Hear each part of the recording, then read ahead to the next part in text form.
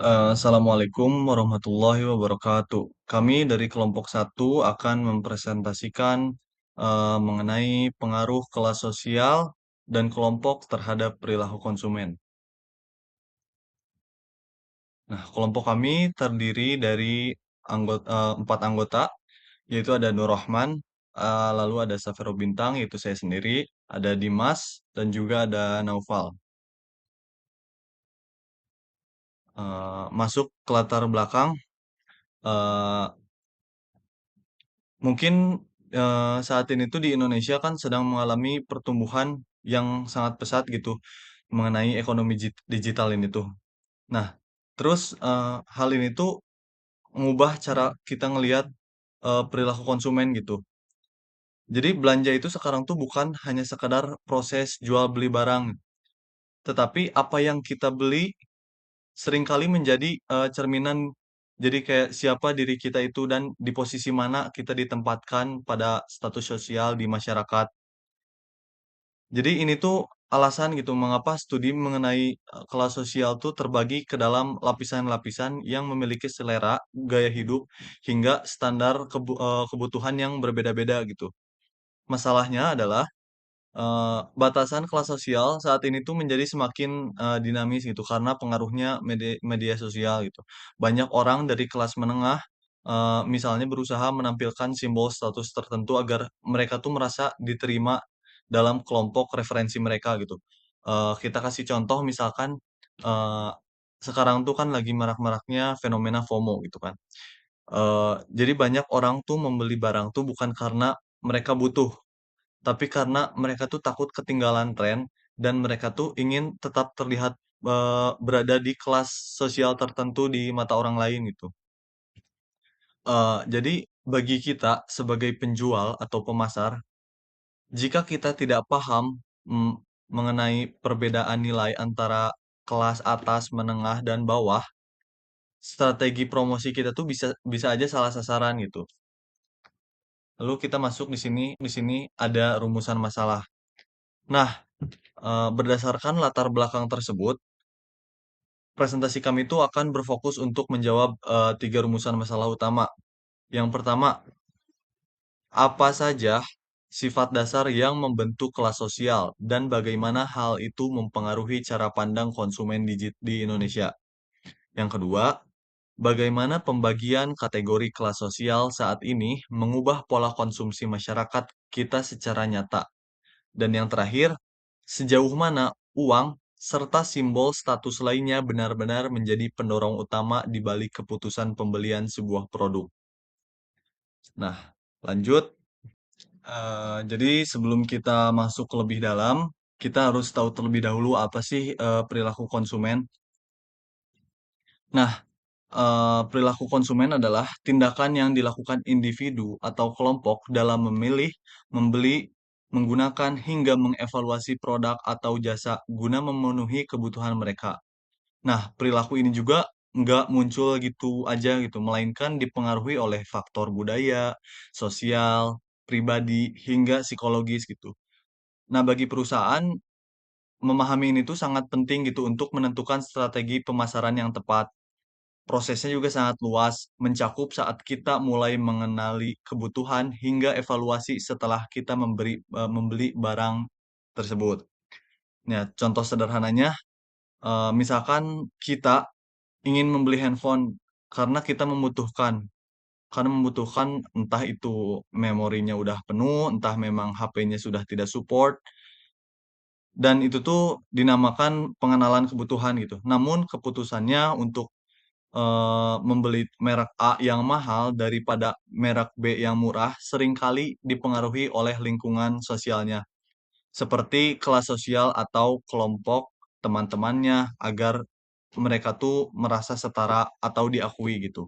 Nah, jadi kayak misalkan ketika kita, memilih HP Android gitu yang harganya mungkin murah, tetapi ketika kita melihat lingkungan sekitar kita yang banyak banget make iPhone gitu, kita tuh jadi, kayak FOMO aja gitu dan, kita tuh ngerasa kayak, pengen kayak teman-teman juga nih kayaknya pakai iPhone walaupun ya mungkin harganya lebih mahal gitu. tapi ya mereka seringkali, eee, untuk, lebih memilih untuk membeli iPhone gitu dikarenakan FOMO tersebut.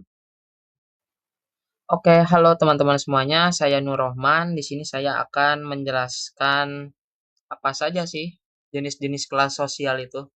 Yang pertama, kelas atas atau kita sebut upper class. Nah, ini biasanya orang-orangnya itu berorientasi pada eksklusivitas, status, dan merek-merek premium, pokoknya barang-barang yang berharga mahal. Kemudian yang kedua itu ada kelas menengah atau kita sebut middle class. Nah, di sini konsumen itu berorientasi pada tren seperti FOMO, viral, kayak gitu-gitu, kemudian keseimbangan harga dan kualitasnya.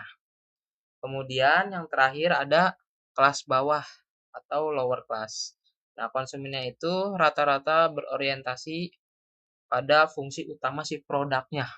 Jadi mereka tuh beli barang benar-benar memikirkan fungsi dari produk tersebut. Kemudian yang pasti keterjangkauan harga dan pemenuhan kebutuhan pasar.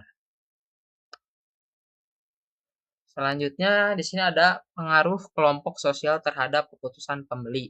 Yang pertama, kelompok sosial bisa memengaruhi pilihan produk dan gaya hidupnya. Kemudian yang kedua, konsumen mengikuti tren atau FOMO agar mereka itu diterima di lingkungan sosialnya. Kemudian yang ketiga, pengaruh kelompok berupa rekomendasi dan tekanan sosial. Kemudian yang keempat, media sosial memperkuat pengaruh melalui influencer dan review pengguna. Kemudian TikTok dan Instagram juga mendorong tren viral seperti ya skincare Korea, kemudian kafe-kafe atau tempat-tempat hiburan lainnya seperti itulah. Kemudian fenomena FOMO ini. Nah, fenomena FOMO ini itu membuat konsumen membeli produk karena mereka itu berpikir takut diri mereka itu tertinggal tren yang ada pada saat itu. Kemudian pembahasan dan contoh analisis kasus. Pembahasan di sini yang pertama ada faktor pembentukan kelas sosial. Jadi di sini ada beberapa faktor. Yang pertama itu pendapatan, pendidikan, pekerjaan, gaya hidup, lingkungan sosial. Kemudian pengaruh terhadap konsumen. Yang pertama menentukan daya beli, yang kedua mempengaruhi pilihan produk dan merek, membentuk gaya hidup dan pola konsumsi, menentukan cara seseorang memandang status sosial. Kemudian kelas atas itu mereka berorientasi pada produk premium dan eksklusif. Kelas menengah mereka sudah berorientasi untuk memikirkan kualitas barangnya dan harga yang seimbang atau dapat dibeli juga. Kemudian kelas bawah mereka sangat berorientasi untuk kebutuhan utama terhadap barang tersebut dan harganya yang terjangkau. Oke, kita berlanjut ke contoh pengaruh kelas atau strata sosial dan kelompok sosial gitu loh. Akibat dari adanya strata sosial dan pengaruh yang diberikan kelompok sosial ini, adanya terjadi perubahan pada pola konsumsi modern, manusia modern, yang mana awalnya kita mengkonsumsi sesuatu itu berdasarkan kebutuhan, sekarang menjadi gaya hidup. Lalu juga ada yang awalnya lebih mementingkan fungsi produk, sekarang menjadi simbol status, dan awalnya menjadi yang awalnya apapun itu untuk konsumsi pribadi, sekarang semua itu orang dapat melihatnya lewat sosial media gitu.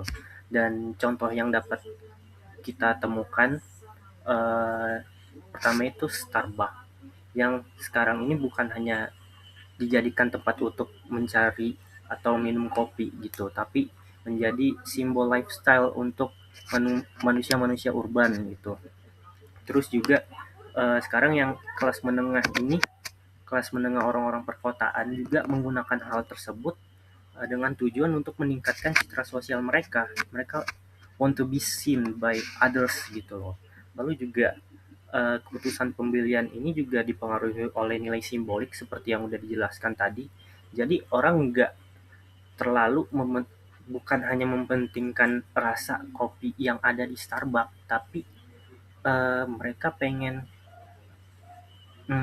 mendapatkan simbol yang diberikan oleh brand itu sendiri gitu loh. Lalu eh, kebiasaan nongkrong di kafe ini sering dijadikan eh, untuk konten di Instagram dan di TikTok gitu. Jadi yang dulu hanya untuk nongkrong sama teman, berbagi cerita dan lain-lain gimana, tapi sekarang kita melihat kebanyakan orang yang nongkrong di kafe itu lebih ke tujuannya up story Instagram atau foto-foto yang estetik biar mereka update gitu loh di sosial media mereka seperti itu. Oke, dari analisis dan faktor-faktor yang sudah kita temukan sebelumnya itu strategi pemasaran apa sih yang bisa kita eh, terapkan berdasarkan kelas dan kelompok sosial ini? Nah, yang pertama-tama perusahaan pasti harus menyesuaikan produk, harga, dan promosi yang sesuai target pasar terlebih dahulu. Seperti yang kita ketahui, ada 3 golongan. Yang pertama itu kelas atas. Nah, untuk kelas atas ini kita harus memfokuskan pada kualitas produk, eksklusivitas, dan citra premium. Dan kita juga bisa membangun citra tersebut dengan menggunakan brand ambassador yang sesuai gitu. Lalu juga untuk kelas menengah ini biasanya kita harus lebih menekankan ke harga yang lebih terjangkau, lalu diskon promosi digital atau gimana pun itu, karena biasanya untuk kelas menengah ini mereka lebih tertarik dengan promosi yang mana itu tuh mempengaruhi perilaku mereka, karena mereka merasa mereka walaupun mereka purchasing tapi mereka tuh merasa beruntung gitu loh karena mendapatkan suatu diskon. Lalu untuk kelas bawah kita ini harus lebih memfokuskan pada eh, produk yang praktis dan harga yang ekonomis, yang mana produk ini tuh sangat berfokus pada manfaat produk gitu loh. Mereka sangat fokus pada uh, value to money yang diberikan gitu. Lalu uh, kita juga pastinya akan menggunakan Instagram dan TikTok untuk membangun uh, marketing yang efektif gitu, menggunakan influencer marketing. Lalu juga membangun komunitas pelanggan untuk meningkatkan loyalitas dan engagement terhadap merek. Oke, di sini ada keterkaitan kelas sosial, kelompok, dan perilaku konsumen modern. Nah, ini tuh kita melihat seberapa jauh pengaruh kelas sosial suatu kelompok terhadap perilaku konsumen modern. Nah, kelas sosial ini sangat menentukan kemampuan ekonomi dan gaya hidup suatu konsumen. Dengan ini, hal tersebut itu dapat menggambarkan bahwa uang yang dikeluarkan oleh konsumen ini bukan hanya sebagai alat pembayaran, tapi juga simbol prestis yang dapat membentuk citra diri dari konsumen itu sendiri. Mereka eh, mereka ingin spending bukan hanya untuk mendapatkan produk itu, tetapi juga they want to be seen by the bigger society gitu. Nah, ini juga berpengaruh ke eh, kenapa konsumen itu memberi suatu produk. Nah, di sini konsumen membeli suatu produk karena mereka ingin terlihat modern, mereka ingin diakui lingkungan sosialnya, dan mereka juga ingin meningkatkan self image gitu. Nah, dengan ini media sosial juga salah satu faktor yang memperkuat hubungan kedua faktor yang sudah disebutkan di atas tadi gitu loh. Nah, konsumsi modern ini juga dipengaruhi kebutuhan, identitas, dan pengakuan sosial. Perkenalkan, nama saya Naufal Akibar Ramadan. Di sini saya akan menjelaskan bagian kesimpulan. Jadi kesimpulan yang pertama ada, kelas sosial sudah berevolusi menjadi sesuatu yang jauh lebih kompleks. Jadi persepsi, citra, dan apapun yang kita tampilkan di media sosial itu sama pentingnya dengan kemampuan ekonomi. Jadi banyak orang yang finansialnya itu masuk ke kelas bawah, ke kelas menengah bawah, tetapi mereka berusaha keras untuk menampilkan gaya hidup kelas menengah atas gitu, dan itu ditampilkan di media sosial mereka seperti TikTok dan Instagram. Kesimpulan yang kedua ada komunitas digital telah mengambil alih peran yang dulunya dipegang oleh keluarga. Jadi ketika seorang influencer itu merekomendasikan produk tertentu, dampaknya bisa jauh lebih besar dibandingkan iklan konvensional sebesar apapun, semahal apapun. Ini adalah bukti kalau kepercayaan sosial itu mata uang baru di dunia pemasaran saat ini. Yang ketiga adalah FOMO dan konsumsi simbolik. Itu sudah bukan lagi istilah yang ramai di akademis, tapi keduanya sudah menjadi bagian dari kehidupan sehari-hari kita. Contoh, ketika seseorang membeli kopi seharga 50.000 misal, mereka beli tentunya bukan hanya karena rasanya, tetapi mereka juga beli karena rasa misal, dan rasa diterima atau dianggap oleh lingkungan sekitar dia setelah dia membeli kopi seharga 50.000 itu. Kemudian yang keempat ada kasus Starbucks. Jadi Starbucks itu membuktikan bahwa dirinya itu berhasil di era digital bukan hanya karena produknya yang fungsional semata, tapi produk-produk mereka itu berhasil menjual satu pengalaman, yang kedua adalah identitas. Jadi konsumen modern, terutama para younger generation atau generasi muda, mereka itu suka sekali membeli cerita di balik produk. Jadi bukan hanya sekedar membeli produk berdasarkan fungsinya itu sendiri. Di sini kesimpulan besarnya adalah perilaku konsumen di tahun 2026 itu tidak bisa dipahami hanya dari sudut pandang ekonomi semata. Jadi harus dibaca atau harus dilihat dari berbagai perspektif yang berbeda, misal dari perspektif sosial, budaya, dan psikologis, karena ketiga hal itu efeknya saling terhubung secara bersamaan, jadi membentuk keputusan pembelian yang kita buat setiap harinya. Oke, next di sini ada saran. Yang pertama ada saran untuk konsumen.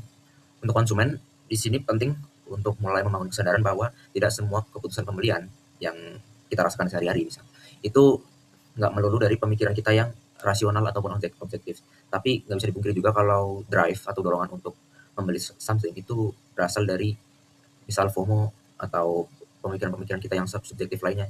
Karena berdasarkan fenomena sekarang, kita tuh cenderung membeli sesuatu karena tekanan sosial atau FOMO. Jadi kita cuma ingin terlihat kekinian, pengen terlihat up to date, pengen terlihat join kelompok tertentu, komunitas tertentu karena membeli ini. Padahal sebenarnya kita tuh nggak butuh-butuh amat gitu loh untuk membeli barang tersebut. Yang kedua ada saran untuk pelaku usaha.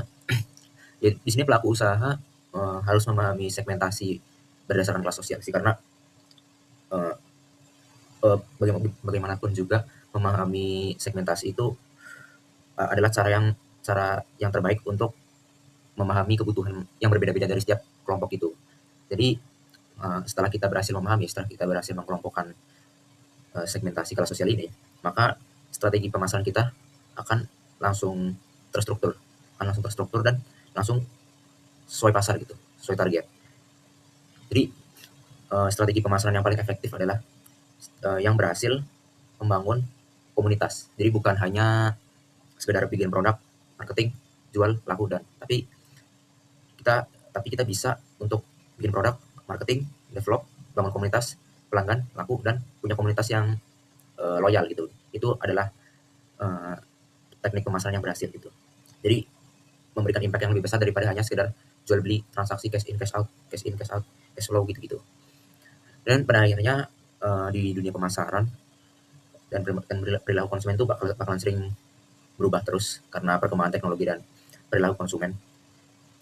Tapi siapa yang berhasil memahami kebutuhan dasar itu, maka dialah yang memenangkan permainannya itu. Sekian dari kelompok kami, kurang lebihnya mohon maaf. Wassalamualaikum warahmatullahi wabarakatuh.